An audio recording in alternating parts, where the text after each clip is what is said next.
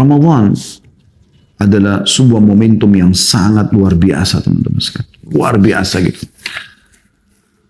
Karena di dalamnya Allah subhanahu wa ta'ala menggabungkan dua ibadah. Yang puncak, seluruh ibadah dikerjakan. Tapi dua ibadah ini sangat ditekankan. Yaitu puasa dan membaca Al-Quran. Karena kita tahu sama-sama teman-teman sekalian. Bagaimana Allah subhanahu wa ta'ala menjelaskan tentang Ramadan ya. Dalam surah Al-Baqarah, A'udzu billahi minasyaitonir rajim, syahrul Ramadan alladzi unzila fihi al-Qur'an hudan lin-nasi wa bayyinatin minal huda wal furqan. Bulan Ramadan yang diturunkan Al-Qur'an padanya ya, sebagai petunjuk dan juga pembeda mana yang hak dan mana yang batil bagi manusia. Al-Quran diturunkan yang merupakan petunjuk bagi manusia di bulan Ramadan. Allah subhanahu wa ta'ala memerintahkan kita agar memperbanyak membaca Quran di bulan Ramadan. Bahkan para salafus salih dinukil, kalau tiba Ramadan mereka tidak mengenal lagi apa-apa selain perkataan baik atau Al-Quran. Al-Quran menjadi sahabatnya. Mempelajari bacaannya, mempelajari, mentadaburi isi-isi ayatnya, sebab turunnya, ilmunya diambil, kemudian dihafal dan juga diamalkan dalam kehidupan. Juga dengan puasa, yang Allah juga sebutkan dalam surah Al-Baqarah sama. Ya ayyuhalladzina amanu kutiba alaikumus siyamu kama kutiba alal ladzina min qablikum la'allakum tattaqun. Hai orang beriman, diwajibkan bagimu berpuasa sebagaimana diwajibkan orang sebelum kalian. Maknanya, hai orang beriman, telah dibuatkan program untuk berpuasa untukmu. Dan sebagaimana telah dibuatkan untuk orang sebelum kalian agar kalian mencapai tingkat ketakwaan. Jadi sepanjang waktu kita nanti setelah Ramadan, kalau kita membuat program-program yang baik di Ramadan itu, dan kita kemudian terapkan setelah Ramadan, maka kita akan mencapai tingkat ketakwaan. Artinya seluruh waktu kita ini berisikan kepatuhan kepada Allah, mengerjakan perintah dan meninggalkan larangan, menikmati halal dan meninggalkan yang haram. Dan itu puncak kenikmatan ibadah kepada Allah subhanahu wa ta'ala, menjadi target utama setiap orang muslim. Dua hal ini teman-teman sekalian disebutkan dalam sebuah hadis yang sahih. Kata Nabi SAW, hadis ini riwayat Ahmad dalam Musnadnya, di jilid 2 halaman 174, As-siyamu wal Qur'anu yashfa'ani lil abd. Sesungguhnya puasa itu dan Quran akan menolong hamba tersebut, maksudnya pada hari kiamat. Yaqulu as-siyamu rabbi inni mana'tuhu at-ta'ama wasyaraba bin nahar fashaffi'ni fi. Wahai Tuhanku, kata puasa, sesungguhnya aku yang telah menghalangi dia dari makan dan minum di siang hari, maka tolonglah ia, selamatkan dia. Aku memberikan syafaat untuknya, maksudnya dari api neraka agar masuk ke dalam surga. Wa yaqulul Qur'anu rabbi inni mana'tuhu an-nauma bil-laili fashaffi'ni fihi fayushaffa'an. Lalu Al-Quran akan mengatakan, wahai Tuhanku, sesungguhnya aku telah menahan orang ini tidur di malam hari, maka tolonglah dia.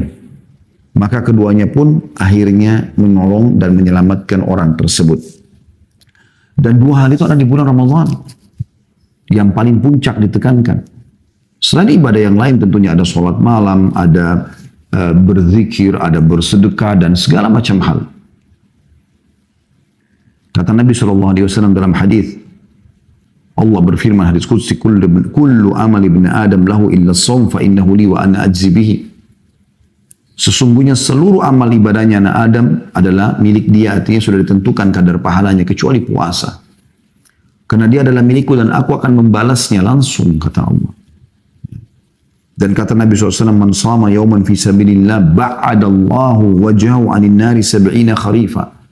Siapa yang berpuasa satu hari saja di jalan Allah, karena Allah dia puasa, maka Allah akan jauhkan wajahnya dari api neraka 70 tahun. Begitu luar biasanya penekanan-penekanan tentang amal ibadah yang kita bisa dapatkan. Teman-teman, siapa di antara Anda yang yakin bahwasanya dia tidak akan mati? Bukankah ada orang sebelum kita, kalau Anda ikuti acara ini laki-laki, saya dan Anda laki-laki, sudah banyak jutaan orang sebelum kita, toh cuma bisa dikenang saja.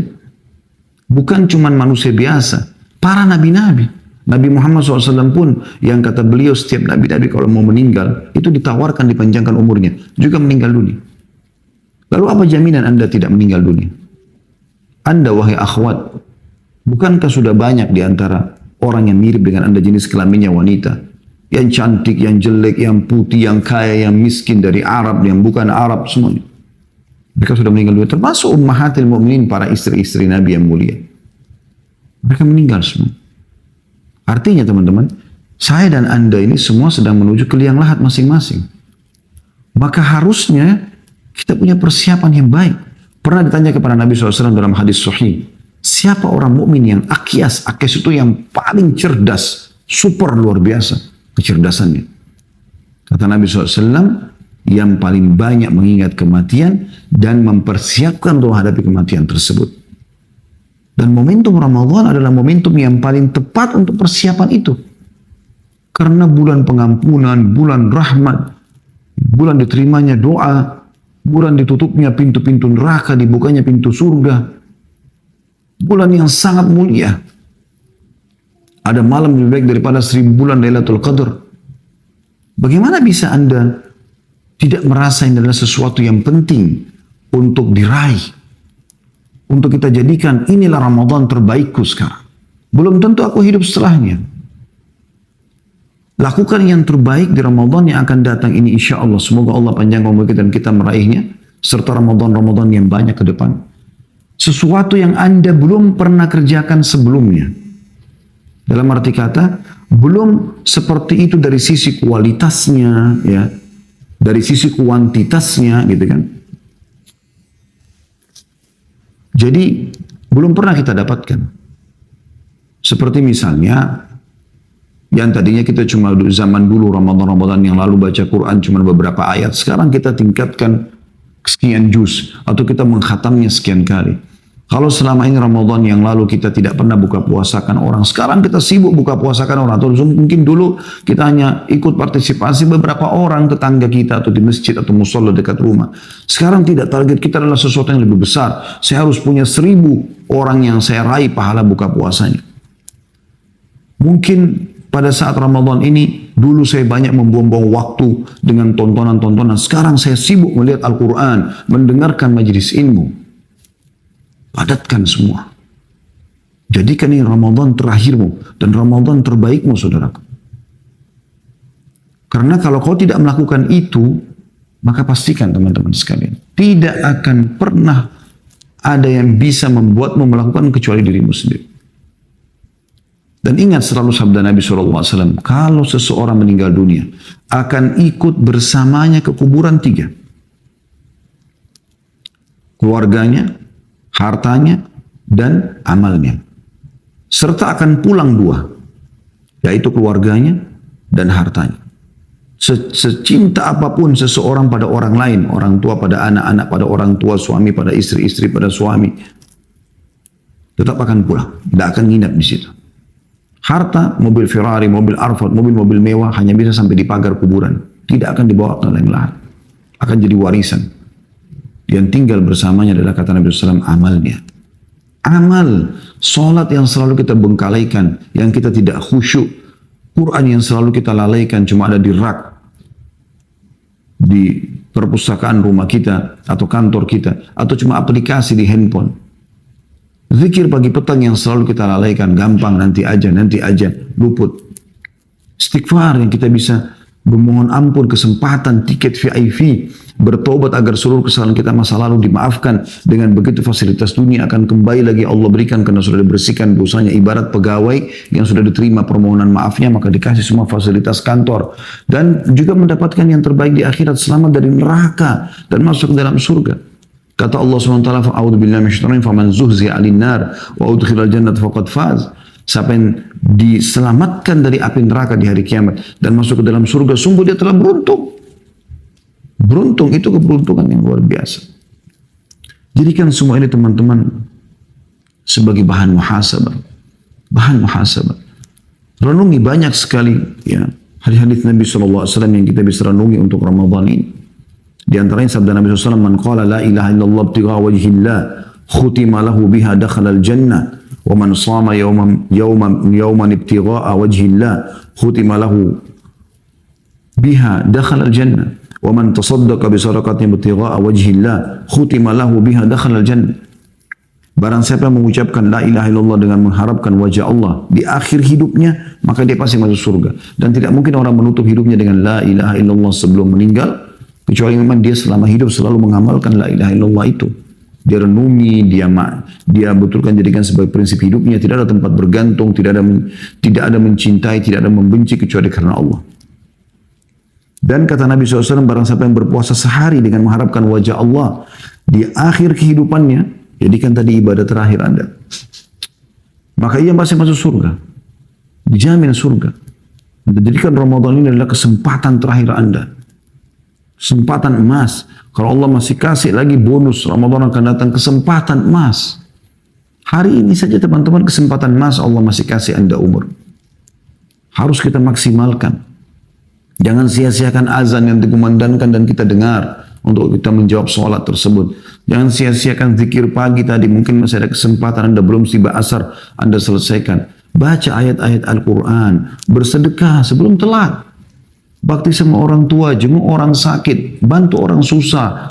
Apa saja lakukan kebaikan. Dia nanti akan bermanfaat buat Anda. Yang terakhir kata Nabi SAW, barang siapa yang bersedekah, satu sedekah seraya mengharapkan wajah Allah, di akhir kehidupannya maka ia masuk surga. Dan ini tidak mungkin teman-teman terjadi kalau kita tidak membiasakan diri kita bersedekah, sehingga akhirnya Allah tutup hidup kita dengan perbuatan tersebut. Siapa yang terakhir dia amalnya bersedekah, dia masuk surga, dijamin. Hadis ini riwayat Ahmad dalam musnadnya jadi 5 halaman 391 dan disahihkan oleh Syekh Albani dalam Sahih At-Targhib Tarhib nomor 985. Di Ramadan Anda bisa meraih salah satu pintu gerbang di surga. Dan pintu gerbang di surga ini teman-teman sekalian tidak akan dimasuki kecuali orang yang berpuasa. Jadi ada satu camp istana, itu hanya orang puasa di dalamnya.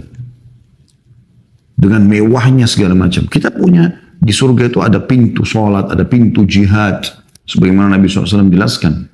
Sampai Abu Bakar bertanya, ya Rasulullah, ada nggak orang yang dipanggil dari semua pintu itu? Artinya di setiap pintu gerbang camp istana ini ada istana dia. Di sini ada istana dia. Semua ibadah ada istana dia.